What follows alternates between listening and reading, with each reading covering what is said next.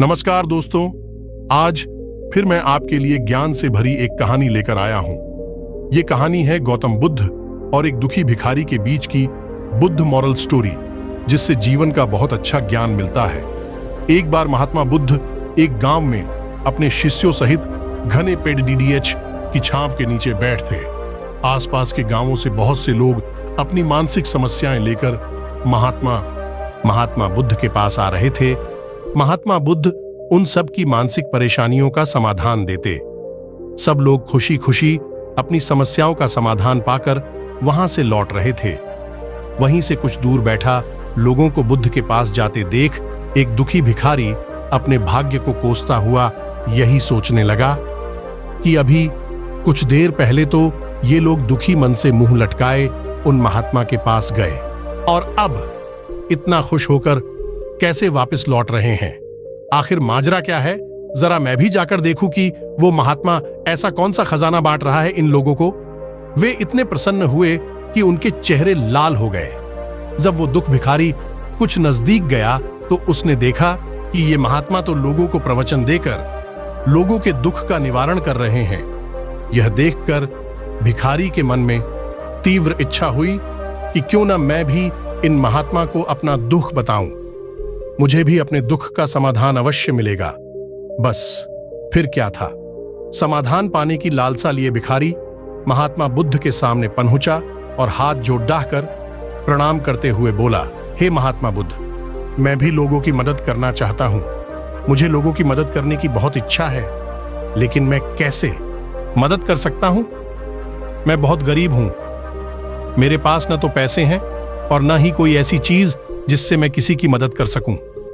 मैं कोशिश करने पर भी किसी की मदद नहीं कर सकता। मुझे भगवान ने इतना गरीब क्यों बनाया? हे महात्मा, मुझ पर कुछ कृपा करो। इतना बोलते हुए भिखारी रोने लगा।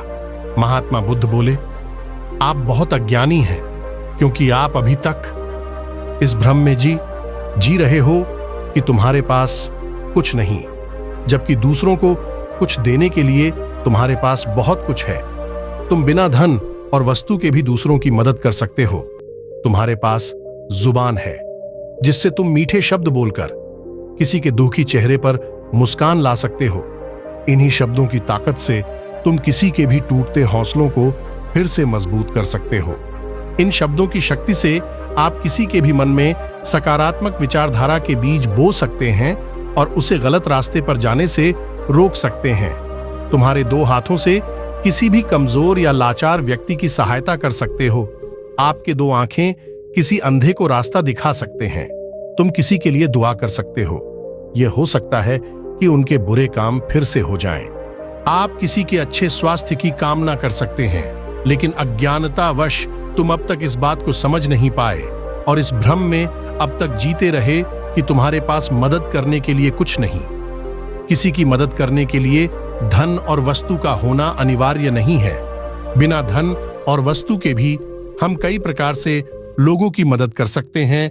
महात्मा बुद्ध के ज्ञान से भरे ये सुंदर शब्द सुनकर भिखारी के चेहरे पर मुस्कान आ गई और वह खुशी से झूमता हुआ वहां से चला गया। इस बुद्ध मॉरल स्टोरी से हमने क्या सीखा?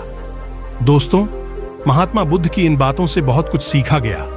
आजकल बहुत से लोग यह सोचकर दुखी होते हैं कि मेरे पास ये नहीं है, बल्कि जो आपके पास है उसी में संतुष्ट रहना सीखें और बिना मतलब के लोगों की मदद करें। इन्हीं से आपको परम सुख की प्राप्ति होगी। तो दोस्तों, ये बुद्ध मॉरल स्टोरी आपको कैसी लगी जरूर बताना। दोस्तों, आपके पास जो उसी के संतुष्ट रहना सीखिए। कीडी के पास लाखों सुख सुविधाएं हैं, तो उससे आपको क्या लेना? जो आपके पास है जरूरत पर, वही आपके काम आएगा ना, कि जो संबंध वाले के पास है वो का आएगा। दोस्तों, देखने के लिए धन्यवाद। नमस्कार दोस्तों, आज फिर मैं आपके लिए ज्ञान से भरी एक कहानी लेकर आया हूं। ये कहानी है गौतम बुद्ध और एक दुखी भिखारी के बीच की बुद्ध मॉरल स्टोरी, जिससे जीवन का बहुत अच्छा ज्ञान मिलता है। एक बार महात्मा बुद्ध एक गांव में अपने शिष्यों सहित घने पेड़ DDH की छांव के नीचे बैठ थे। आसपास के गांवों से बहुत से लोग अपनी मानसिक समस्याएं लेकर महात्मा